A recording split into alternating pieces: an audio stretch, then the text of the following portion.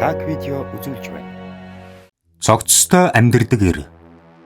Энэ удаа та бүхэнд маш олон охид эмэгтэйчүүдийн занданшуулсан шарилтай 10 гаруй жилийн турш амьдарч байсан Оросын нэгэн эрийн аимшигтай ч гэсэн өрөвдмөр түүхийг бэлтгэлээ.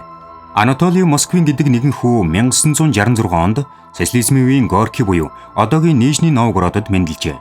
Түүний багнаас бус түүхтүүдийн адилаар жаргалтай дурсамж болон хайр халамжаар дүүрэн өнгөрөөгүй бөгөөд харин ч эсэргээрээ үеийн хүүхдүүдтэй дээрлэхүүлж насанд хүрсэн хойно нь сэтгэл зүйд нь маш том асуудлыг дагуулсан хүний ой тонд багтамгүй үйл явдлуудтай удаа дараалан тулгарсан юм.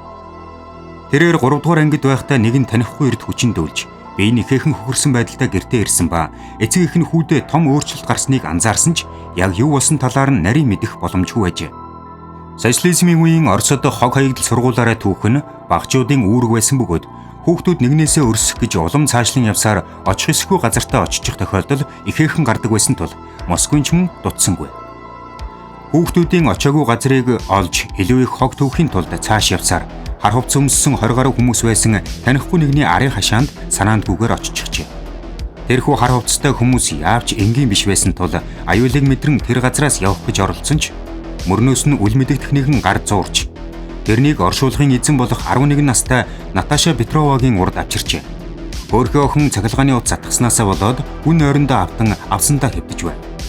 Амттай жимс болон мөнгөний оронд өгсөн охиныг үнсхийг тэрнээс шаардаж эсэргүүцээ тусыг ис олсон хүү охины духан дээр 3 удаа үнсэж бөгж солилцжээ. Хог цуглуулж яваад хачин тохиолдолтой учирсан бяцхан хүү шинэ болгон охины талаар хардаар нь зүүдэлдэг болж жил гарны дараа нэгэн зан үйл хийж 11 настай гэргээгээсээ салсан.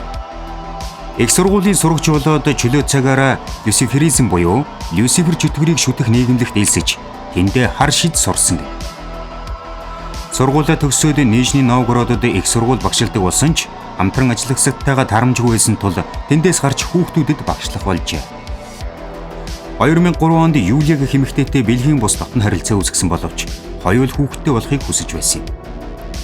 Бэлгийн харилцаанд орохгүй байхаар тохиролцсон учраас эцэг эхийнхээ эсэргүүцлийг үл ошоон хүүхэд үрчлэн авах хүсэлт илгээсэн ч баг орлоготой байсан тул тэдний мөрөөдөл талаар болсон билээ. Хүүхэд үрчлэхийн тулд ээжтэйгээ маргалцсны улмаас тэр үедээ хэлсэн ёсороо Москвын үхэгсэдтэй ярихаар холын аялалдаа марджээ. Тэрээр Нижний Новгород дотроо өдөр болгон дунджаар 30 км алхаж олдсон газараа буудлан булшны мэдээлэл цуглуулсаар 3 жилийг илээсэн ба тэрхүү хугацаанд 35 дүүргийн 752 оршуулгын газарт очсон байна.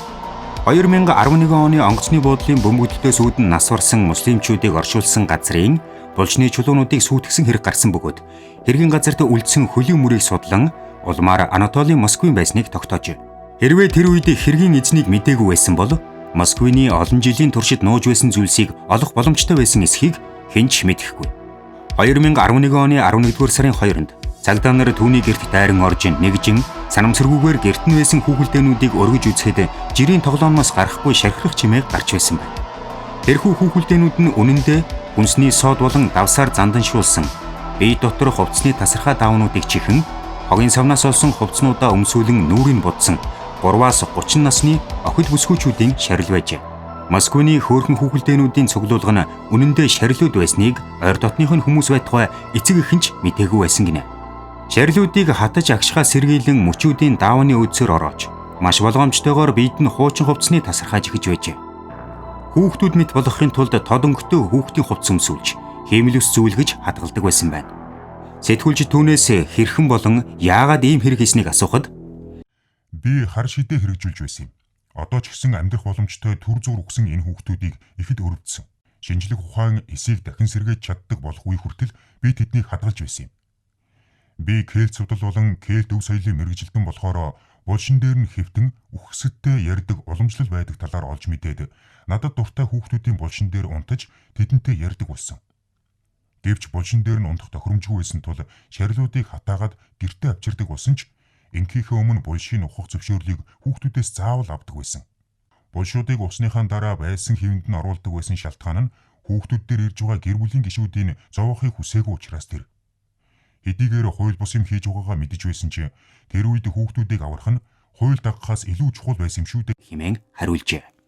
Москвын хүүхэлдээнүүдтэйгээ харьцдаг өөрийн гисэн хэл, дуунууд болон тэрч бүхэл тэмдэглэлт баярууттай байсан гэв.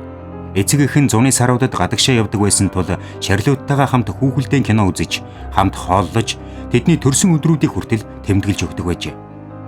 Энгийнээр хэлэхэд хүүхэдтэй болохыг маш их хүсэж, хүүхдийн сэтгэл зүг судалдаг байсан учраас тэрхүү хүүхэлдэйнүүдийг өөрийн хүүхэд мэт халамжилж хайрладаг байсан байна. Тэрээр үйлцэн хэргийнхээ төлөө 2012 онд шүүх оролд оролцсон боловч шизофрен буюу солиорлын өвчтөй хэмээн 2013 оны 9-р сарын 27-нд сэтгцийн эмнэлэгт эмчилүүлэхээр болжээ. Эмнэлэгтээ 5 жил байх ялтайж одоо хүртэл ял нь сунгагдж байгаа гинэ. Танд энэхүү түүх ямар сэтгэл төрүүлв? Таны хувьд Анатолий Москвин үхэгсдэд донтсон гаж донтон байв уу? Эсвэл болохыг хүссэн энгийн нэгэн эр байсан уу?